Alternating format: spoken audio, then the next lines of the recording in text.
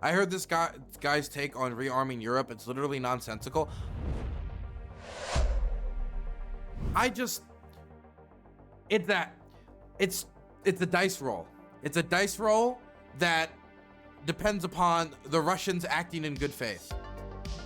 And I do not believe at this point you can credibly say that basing your state's existence or its security based upon Russian good faith is clever or certainly safe statecraft.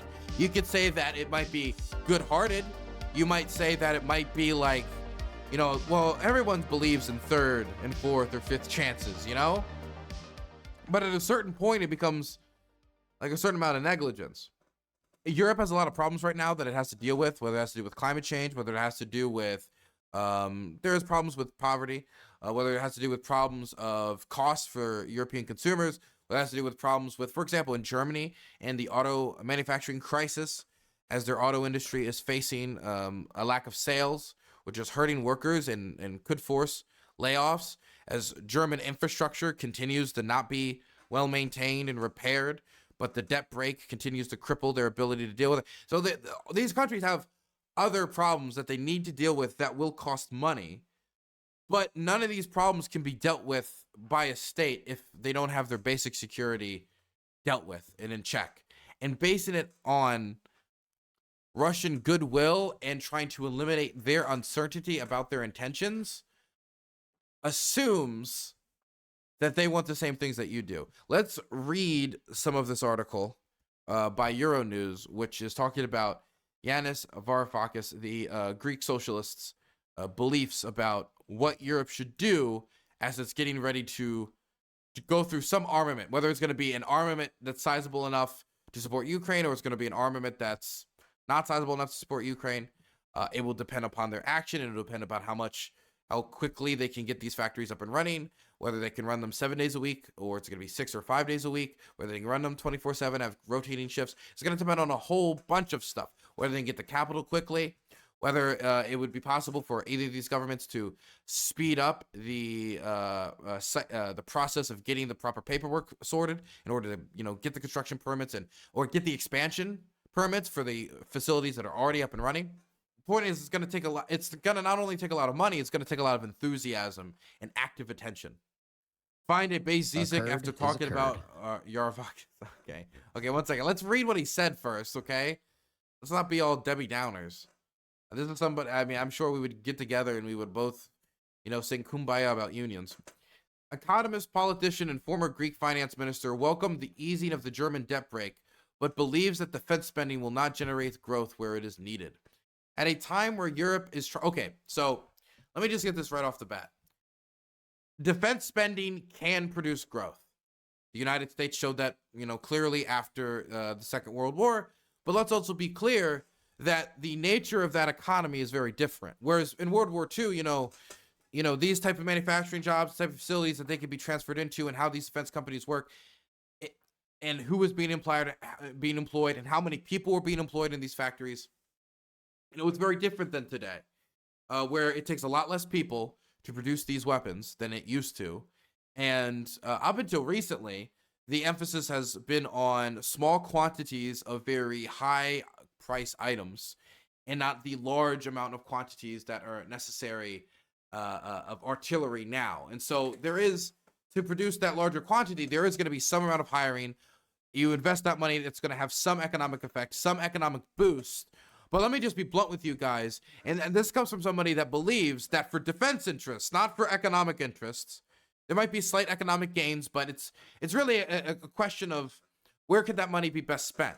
Because this investment would probably have a better and bigger economic impact if it was spent in, say, Europe's education and propping up Europe's youth to be better educated, or if it was better spent in infrastructure. Even though this is also going to have infrastructure investments as well, because you need good roads to run tanks on. If you want to find out why America made so many highways, that's a big part of it.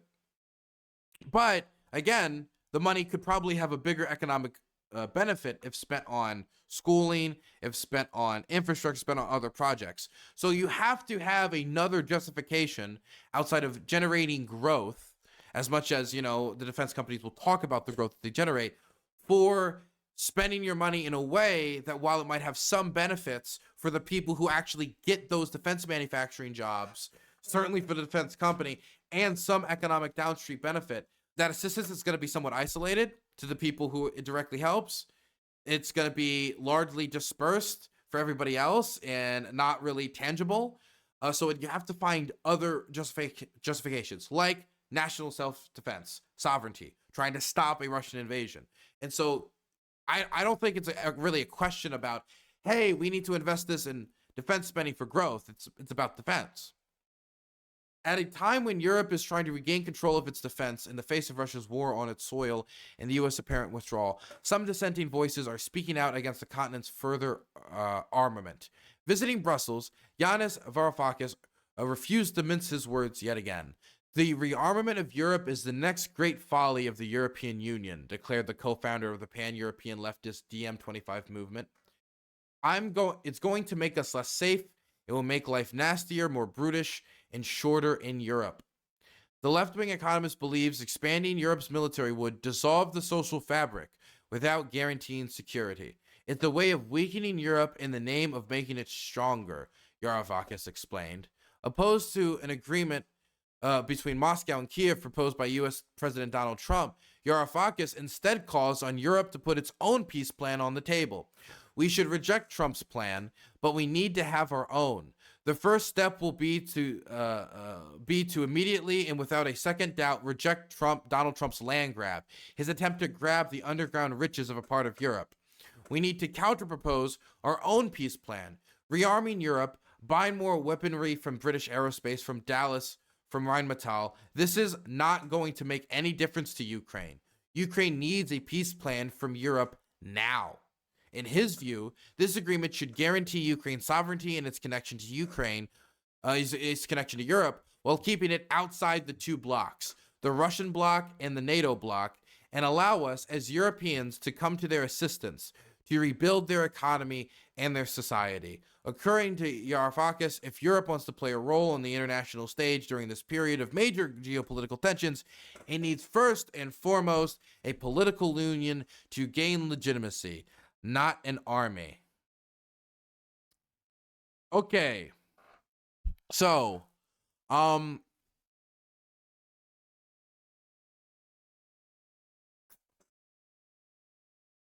as far as I know, it's not just about the immediate. It's not just about getting arms in the hands of Ukrainians right now. It's also about building up the defense capacity that Europe could defend itself without American assistance. This is no longer just a conversation about getting arms to Ukraine. Would expanding defense production as quickly as possible be helpful for Ukraine? Yes. How helpful depends on how long the war drags on. While it would be good for us to have a peace plan as quickly as possible, if the Russians say, well, we annexed Kherson, you have to give us the city in order for us to agree to any, ceasefire or peace plan that's going to be lengthy, then you need to be ready for that scenario, because the Ukrainians are not going to accept those terms. And if you force the Ukrainians to accept those terms, then don't talk in moral terms of things like, stealing the resources from out of Ukraine, because you're stealing the lives from the people of Kherson who are being hunted in the human safari. And I would not like to hear it in those moral terms. And so if Europe is going to have the leverage and weight to stop Russia from moving back into Ukraine, it's not just going to be through, hey guys, we just want to make really clear to you that we're not going to invade you through Ukraine. We're not going to launch a landing from Crimea. We're not going to invade you from this. We're not going to invade. That's not the only reason that the Russians invaded Ukraine. The Russians invaded Ukraine for beliefs held by their elite. They believe that Ukraine is an extension of Russia. They believe the Ruski Mir ideology. They believe that it is an extension of Russia or it cannot exist. That's what Putin said at the start of the war. That's what he said in essays leading up to it. That's the way he's behaved. I have no reason to believe that Putin is not a Russian chauvinist heading towards those goals. And if he wants Ukraine's resources, if he wants Ukraine's people both to strengthen himself and to deal with the demographic crisis that Russia is dealing with, if he wants Ukraine because he believes that Russia has a right to it due to its history or chauvinism, if Europe says we're going to pull out and we're going to not get the security to not only assist Ukraine, but also to replace a retracting United States, how is that going to dissuade a Russian invasion due to their desire for just peace on the European continent? That they want that peace so much that they would be willing to accept just neutrality as the compromise? No, this doesn't even talk about land. And it says, like, we need to immediately, without a second doubt, reject Donald Trump's land grab. Okay. Does this also apply to Ukrainian land that's actually being annexed? A Kurd is a Kurd. Dutch government has voted down the Rearm Europe project. If this isn't resolved, the Netherlands will veto it. I am ashamed of my country. Right now, Europe is facing a crisis not just based in and I agree what he's saying, that, and I agree with the problem that he sees. And the problem is if we slash all of our social spending and just put it all in the army, and then our social fabric falls apart, and then the Russians, or even ourselves, you don't even need the Russians for this, but this is what we're talking about, the Russians, it'll make it a lot easier for them to break apart our social fabric and try to, you know, fund both sides of a protest movement like they did with Black Lives Matter and the Blue Lives Matter movement. It'll be easier for them to do that if people are more economically destitute, if people are not able to pay their bills, if people are dealing with problems that they feel degrades them economically and means that their kitchen table issues are not being dealt with. And that will make it not only easier for them to divide our societies and distract them, but it will also make it easier for them to undermine any foreign aid projects or support for nation states that Russia would want to aggress upon, or to act as a coherent unit where, for, hey, Poland just had this crisis, we need to go help Poland. Well, I don't want to go help Poland, I can't even help myself. And I understand that has value, but you can't even have that equation if you don't have your basic security dealt with, which is the immediate and base responsibility of the state. One of the most base responsibilities of the state. It is dissuading other armies from coming in and destroying your state and damaging your state.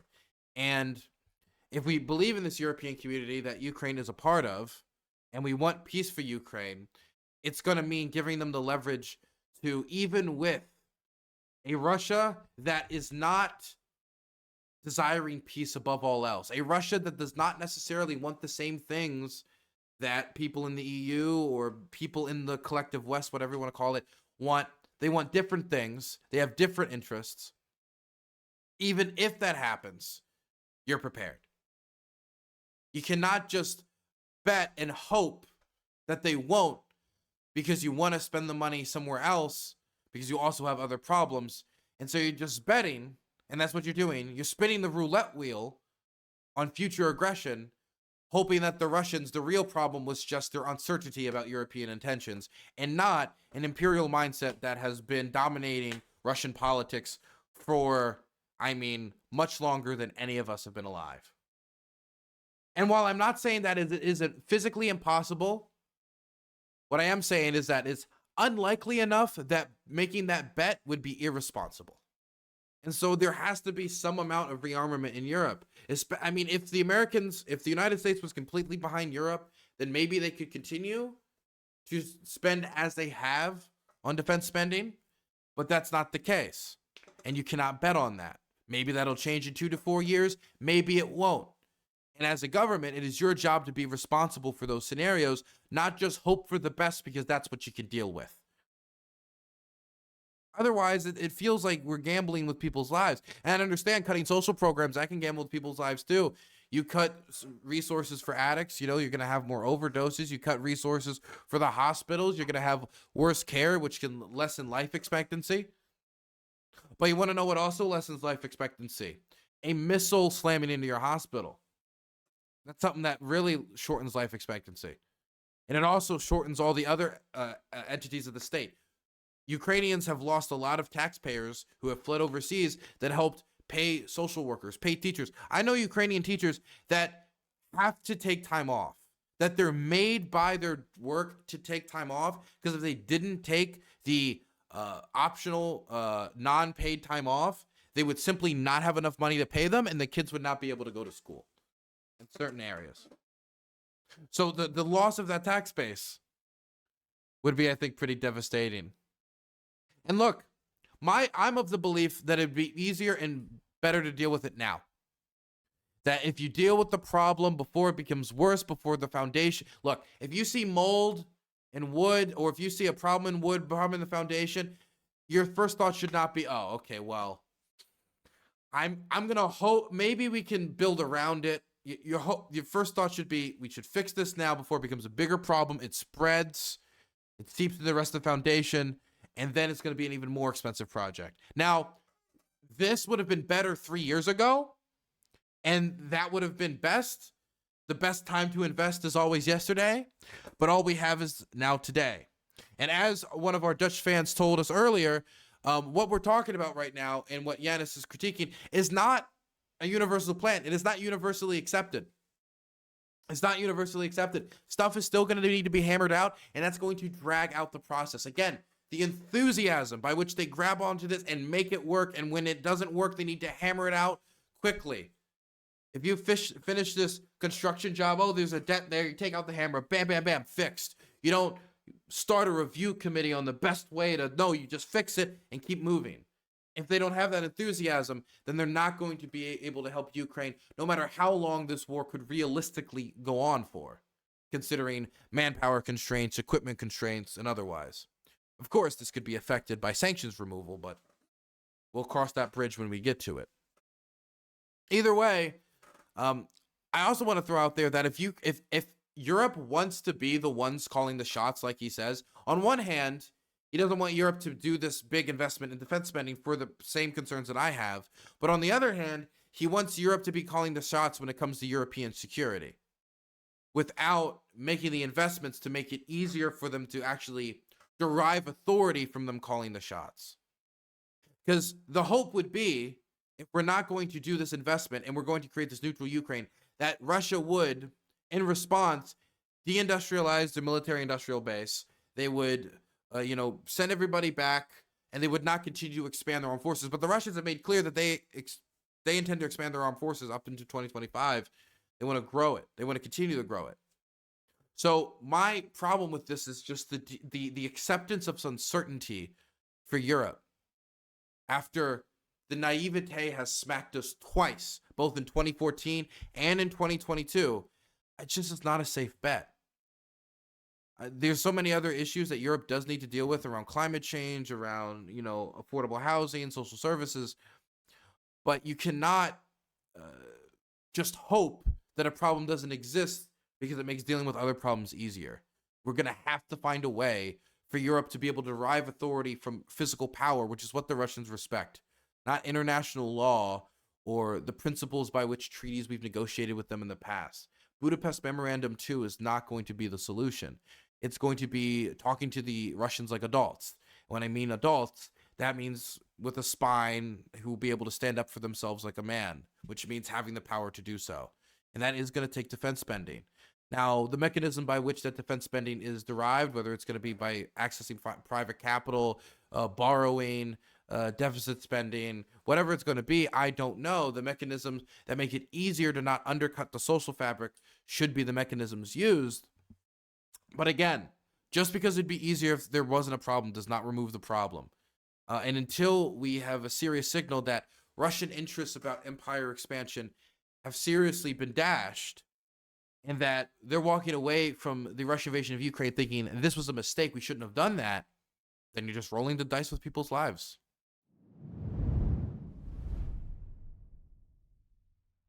Did you see what Trump said about Schumer?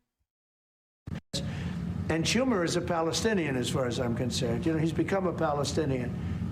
He used to be Jewish. He's not Jewish anymore. He's a Palestinian. Okay.